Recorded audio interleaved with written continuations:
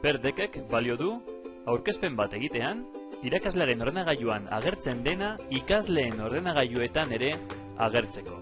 Abantailarik onena da Driveekin sinkronizatuta dagoela. Bilatzeko klikatu berria, gehiago eta bilatu Perdek. Ez baldin badago konektatuta, klikatu konektatu aplikazio gehiago eta bilatu bilatzailea. Nik konektatuta daukadanez, valorar agertzen zait. Zuri konektar. Behin konektatuta, hemen Driveen agertuko zaizu.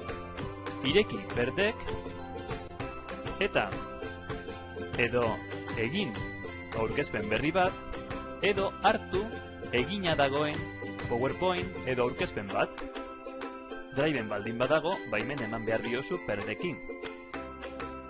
Bilatu aurkezpena, eta aurkezpena agertuko da gure Perdeken. Hemen daude diapositibak, eta aurkezpena hasteko klikatu hemen. Ziurtatu behar dugu proiektorean edo arbida digitalean proiektatuko dela gure aurkezpena. Ok, klikatu ondoren, kode hau eman behar diegu ikasleei. Ikasleak sartu behar dira perdek.com/joinen. Aukeratu behar dute Gmaileko kontu bat, eta sartzean agertuko zaie leiho hau kode hori sartzeko. Behin sartuta ikusten duzuenez, irakasleari agertzen zaio ikasle bat konektatuta dagoela.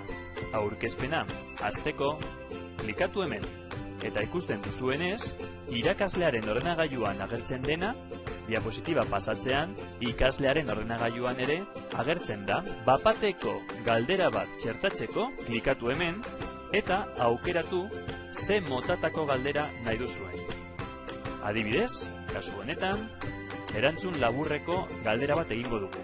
Ahoz, galdetu behar duzue, adibidez, zein da Kanadako hiriburua, eta ikasleek idatzi behar dute erantzuna. Erantzun guztiek irakasleak ikusteko hemen klikatu behar du. Giltzarrapoa klikatzen badugu, ixten da erantzunak botako aukera. Eta ikasleen erantzunak irakaslearen pantailan isladatzen dira.